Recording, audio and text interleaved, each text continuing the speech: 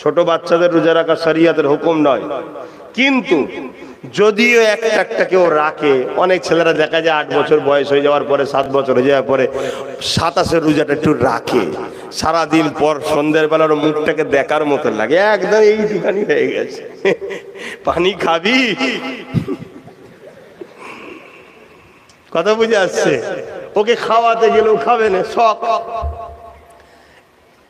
এটা একটা রক্তের তাসির ভাই, ভালো রক্তর গুণ এইটা একটা। মানে ছেলেরা রাখে, দেখবেন ছোট ছোট ছেলেরাও রাখে, তা বলো বেশি রাখাবেন না, রাখতে চাইলেও একটু আদর করে আর করে খাইয়ে দেবেন। হ্যাঁ, একটা দুটো রাখলো, 7 বছর 8 বছর বয়স থেকে 9 বছর বয়সে আরো 2 4টে 5টা রাখলো, তাহলে অভ্যাস হয়ে যাবে, ওটা ঠিক আছে। কিন্তু 7-8 বছর বয়সে যদি সব রাখতে যায়, ক্ষতি হয়ে যাবে, ছোট ছোট বাচ্চা তো ক্ষতি হয়ে যাবে।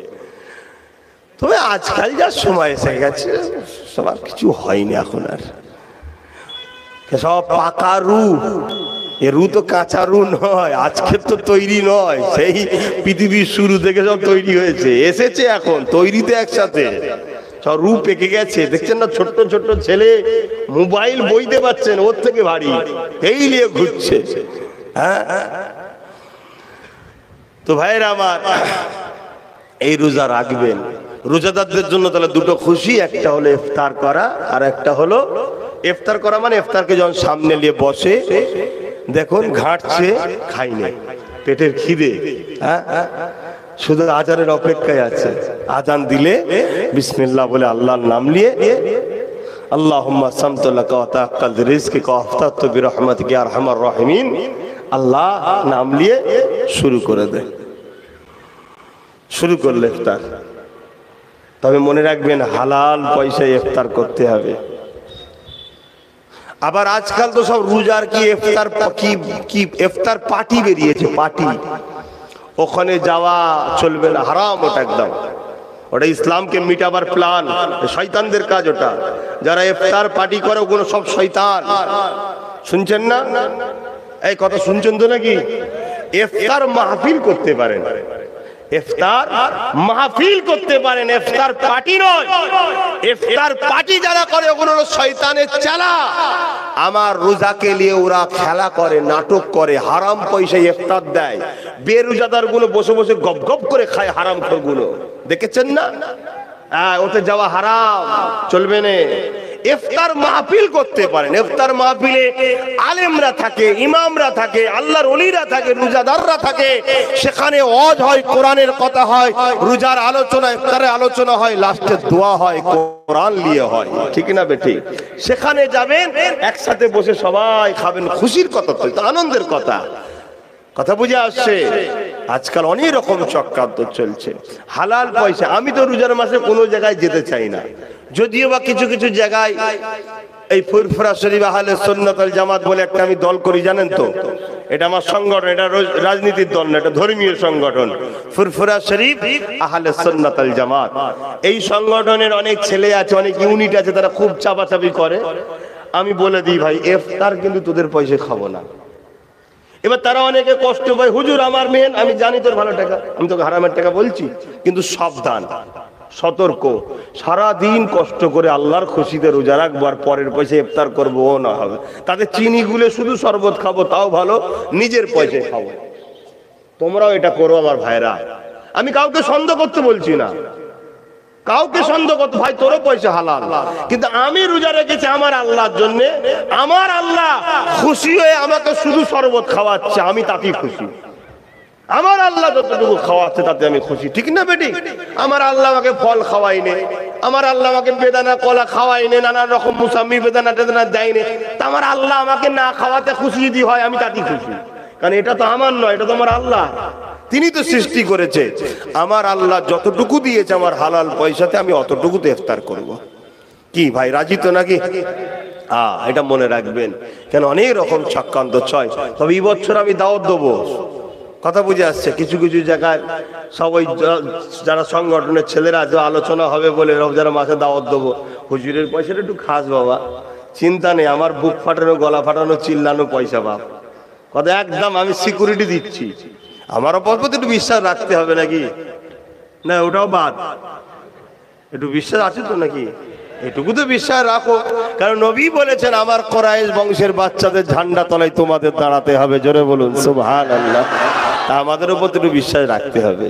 হ্যাঁ, তোমরাই যে পয়সা আমায় দাও, তোমরাই দাও, তোমাদেরই টাকা পারিশ্রম করি, বুক ফাটাই, সেই জন্য পারিশ্রম দাও তোমরা, নজরানা নয়। নজরানা হলো খুশি করে মুসাফা করে বা কিছু গিফট, কেউ সবজি নিয়ে যে দেয়, হুজুর আমার জমির হয়েছে, কেউ আরো অনেক কিছু, সব বলছি নি মাইকে, মুরগি নিয়ে যে দেখি দিচ্ছি, কি হয়েছে হুজুর আপনার জন্য পুষেছিল, আপনি তো খাননে, নিয়ে এসে দিয়েছে, আপনি জবাই করে খাবেন। কথা হচ্ছে একজন লিজে দেয়, ওটা হচ্ছে নজরানা। ওই নজরানা দিয়া সুন্নাত, লিয়াও সুন্নাত। বলুন সুবহানাল্লাহ। আর এই যে জলসা করে যেটা লিয়া হয়, এটা হলো পারিশ্রমিক। আমি এতক্ষণ সময় রাস্তাঘাট নিয়ে এত কষ্ট করব আর করব, আমাকে এর পারিশ্রম দিতে হবে। কথা কিন্তু আল্লাহ আল্লাহ রসুলের জন্য বলবো। জোরে বলুন সুবহানাল্লাহ। কথা বুঝে আসছে? এই পারিশ্রমটা তোমরাই দাও, আবার ঘুরিয়ে তোমাদের ঘরেই দেওয়া হয়। জুম্মায় জুম্মায়, রবিবারে, 3 দিন ইসালে সাহাবে, অনেক ইসাল সাহাবে তোমরাই তো যাও আল্লাহ কারে, সব তোমাদের ঘরেই আবার বার করে দেওয়া হয়। তো যাক আসে, রোজা রাখবে, রোজাদারের কত গুরুত্ব একটু শুনে রেখে দেন। একটু বলি একটা রোজার বিষয়।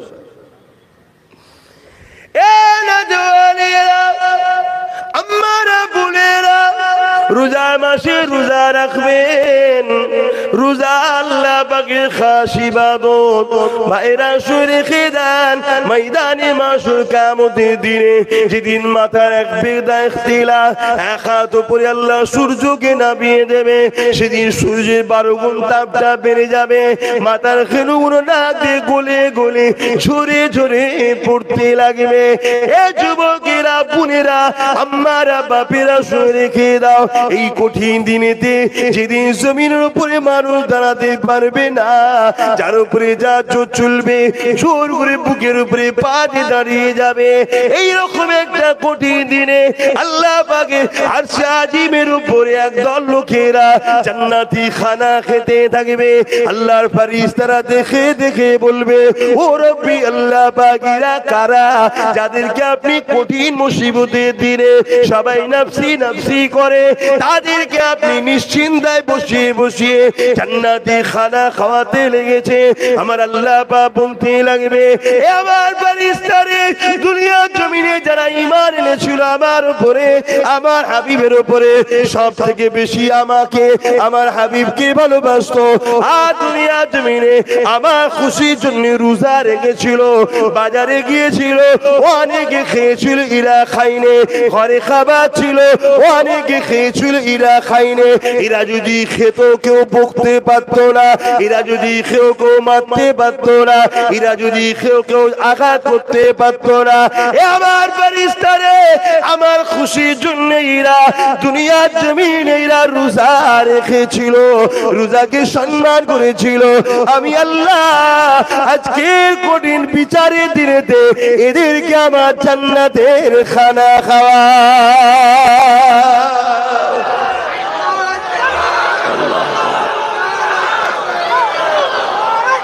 আল্লাহু আকবার। আশা রাখবো আমার ভাইরা, এই রোজার মাসটুকু আল্লাহর খুশির জন্য রোজা রাখবেন। 2 নম্বর, হালাল দিয়ে ইনকাম দিয়ে ইফতার করবেন। 3 নম্বর কথা, রোজার মাসে দেখবেন ফিতনা বেশি হয়। এখানে যত চাপ মারে, হেড অফিস তত গরম হয়। যতটা পারেন রোজার মাসে ঘরের মধ্যে কাটাবেন, কোরআনকে পড়বেন। যদি পড়তে না পারেন, স্ত্রী পড়বে, শুনবেন, ও পড়ে যে নেকি পাবে, আপনি মন দিয়ে শুনলে সেম নেকি পাবেন। জোরে বলুন সুবহানাল্লাহ। লাস্টে একটু কোরআনকে আদর করে চুমু দেবেন, চোখে লাগাবেন, মাথার উপর রাখবেন, বুকে একটু চেপে ধরবেন। আমি আপনাদেরকে একটা জিনিস শিখিয়ে দিয়ে যাচ্ছি, ইমানদারদের জন্য শর্ত, ইমান না থাকলে পাবেন না মজা। যাদের ইমান আছে, ইমানটা কি জিনিস, কি গো? সবকিছুর থেকে আল্লাহ আল্লাহ রসুলকে ভালোবাসা ও আদব করার নাম ইমান। জোরে বলুন সুবহানাল্লাহ। এমনকি জানের থেকে কোন একটা জায়গায় আপনার জান চলে যেতে পারে, কিন্তু আল্লাহর জন্য আপনি জান দিয়া পছন্দ করবেন, আল্লাহর বিরুদ্ধে যাবেন না। এই রকম হলো ইমান। শুনছেন? তাই এই ঈমান যাদের আছে, যদি কোনো রকম কষ্ট হয়, দুনিয়া থাকলে কষ্ট হয়তো নাকি, হয়তো কারোর সঙ্গে মতের মল হয়নি, বা স্বামী স্ত্রীর অমিল, মন কিছু একটা কথা কাটাকাটি হয়ে গেছে, মনে কষ্ট পেয়েছেন, বা কোনো ব্যবসায় লসের একটা টেনশনে মাথা কষ্ট, বুকে ব্যথা হয়েছে, ওই কিছু সময় কোরআনটাকে বুকে করে জড়িয়ে ধরে চেপে ধরে রাখবেন, দেখবেন আস্তে আস্তে চোখ দিয়ে পানি বেরোবে, পুরো বুকটা হালকা হয়ে যাবে। জোরে বলুন সুবহানাল্লাহ, আরো জোরে বলুন। একটা অমুসলিম মানুষ, তাকে সবাই চেনে কম বেশি, আর আমাদের ইয়ং ছেলেরা তো আরো ভালো চেনে। তবে আশা করছি এই লোকটাকে চিনে আমাদের ছেলেদের কোনো লাভ নেই, তথাপিও চেনে। ফিল্মের লোক, অমিতাভ বচ্চন না কি নাম, একটা পেপারে বেরিয়েছিল, সে মানসিক চিন্তার মধ্যে পড়েছিল। তার একটা মুসলিম বন্ধু তাকে পরামর্শ দিয়েছিল, কোরআন পড়ো। কোরআন পড়তে যখন শুরু করলো, আস্তে আস্তে আস্তে আস্তে তার মানসিক চিন্তা থেকে সে বেরিয়ে গেল। সে ঈমান আনে, তারপরেও যদি ফায়দা পায়, আপনি ঈমানদার ফায়দা পাবেন না মানে? কোরআন যখন তেলাওয়াত করা হয় বা শোনা হয়, উভয়ের জন্যই বিশ্বের বিজ্ঞানীরা বলছে মানুষের যে নার্ভের সিস্টেম আছে, ওই নার্ভগুলোকে কোরআন তেলাওয়াত করলে আর শুনলে সজাগ হয়। জোরে বলুন সুবহানাল্লাহ। এই নার্ভের রোগী আছে না, কিছু বলে নার্ভের রোগী, ওদের উচিত বেশি বেশি করে কোরআন পড়ার, কোরআন শোনা। সবারই তো পড়া উচিত রে বাবা, আমি বুঝাতে চাইছি, কথা বুঝে আসছে? তাহলে একটা অমুসলিম সে ফায়দা পাচ্ছে, কিন্তু আমরা কত দূরে চলে গেছি। তো ভাইয়েরা আমার, তাহলে সেই রোজাদার যে ঘরে আল্লাহ আরশে আজিমে জান্নাতি খানা খাওয়াবে, শর্ত কি? ঈমান অবস্থায় রোজা রাখার, হালাল ইফতার করা। আর রোজার মাসে দেখবেন ফিতনা বেশি হয়।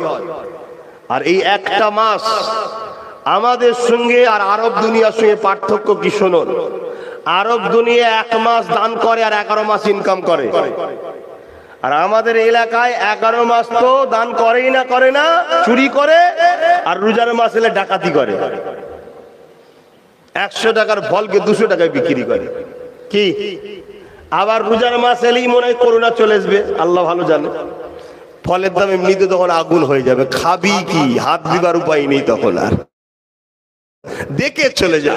রোজা ইফতারের সময় চোখ মেলিবি, ফলটা খুব ভালো ছিল, যা যা, সব প্ল্যান বাবা।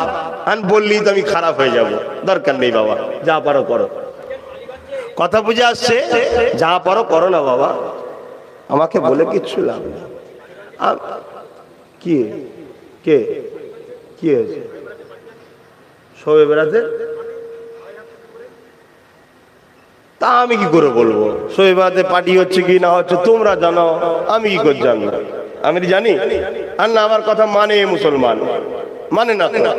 যদি মানতো তাহলে আমার টুপি কেলে কেউ খেলা করতে পারতো না, টুপি সমেত সব নিতাম। বুঝার যদি হয় বুঝে লাও, কথা বুঝে আসছে না? নাই মানে না তো আমাকে, আমার কওমের মানুষ। যদি মানতো তাহলে সাহস হতো না আমার টুপি কেলে কেউ খেলা করবে। আমার কথা মানে নে, আমার কথা শোনে নে। আজ টুপিলে খেলা হচ্ছে, কাল কোরআন লে খেলা হবে, কাল বোরখালে খেলা হচ্ছে, কাল নামাজ লে খেলা হবে। আমি আল্লাহকে বলবো, আল্লাহ আমি চিল্লেছিলাম তো, আমি চিল্লেছিলাম, এরা আমার সাথ দেয় না, আমি যতটুকু পেরেছি করেছি। আবার কি বাবা? তো যাক, আল্লাহ আমাদেরকে এখনো হেদায়েত করুক, বুঝার তৌফিক দিক, বলুন আমিন। তো ভাইরা আমার, তাহলে সামনে রোজার মাস আসছে, আর বিশেষ করে প্রত্যেকটা যুবককে আর বোনকে বলবো, এই রোজার মাসটা 1 মাস কোনো বন্ধু নয়, কোনো আত্মীয় নয়, কোনো ব্যবসা কারবার নয়, যতটুকু প্রয়োজন হালাল ইনকাম করার, সংসার ডেলি যারা খাটো খাটো, এই রোজার মাসটা দিন রাত পুরো একটা মাস তোমরা আল্লাহর দাসত্ব বেশি বেশি করে করো, কোরআন বেশি করে পড়ো, নামাজের মধ্যে বেশি করে দাঁড়াও, নফল নামাজ পড়ো, কিবলামুখী হয়ে আল্লাহ আপনার শুকরিয়া আদায় করে 2 রাকাত নফল নামাজ পড়ছি, আবার পড়ে যাও, আবার পড়ে যাও, নামাজ পড়েই যাও, পড়েই যাও। কেন? আল্লাহ রসুল বললেন যে রোজার মাস পেলো আর নিজেকে জান্নাতি বানাতে পারলো না, সে বড় হতভাগ্য। অর্থাৎ রোজার মাস এমন একটা মাস, জীবনের গুনাহ মাফ করে জান্নাতি খাতায় নাম তোলার মাস। জোরে বলুন সুবহানাল্লাহ, আর একটু জোরে বলেন নারে দিবেন, নারে দিবেন। অতএব বাপ ভাইদেরকে বললাম, বিশেষ করে আমার ভাইগুলোকে আর বোনগুলোকে বললাম, এইটুকু ভাইয়ের কথা রেখো, রোজার মাসটুকু বেশি বেশি ইবাদত করো। আর যা চাইবা চাও, গাড়ি বাড়ি টাকা পয়সা ধন দৌলত যা লাগবে সব বলো আল্লাহকে। বিয়ে শাদী যদি না হয় সুন্দর বিবাহ করবে, সুন্দর মেয়ে দরকার, তাও বলো আল্লাহকে, কোনো পাপ নয়। কথা বুঝে আসছে? কিন্তু তুমি তোমার স্ত্রীকে বিবাহর পরে আল্লাহ সুন্দর মিলাবে, তারপরে যেন আবার শয়তানি করবে না, তারপর জুলুম করবে না, আর অন্য নারীর দিকে খারাপ নজরে তাকাবে না। নিজেকে পরিবর্তন করো। আমার কথায় খারাপ লিখছে, এ তো শরিয়াতের কথা বলছি।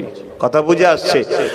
আর সবকিছুর সাথে সাথে দুটো দোয়া আমার পক্ষ থেকে একটু চাইবেন।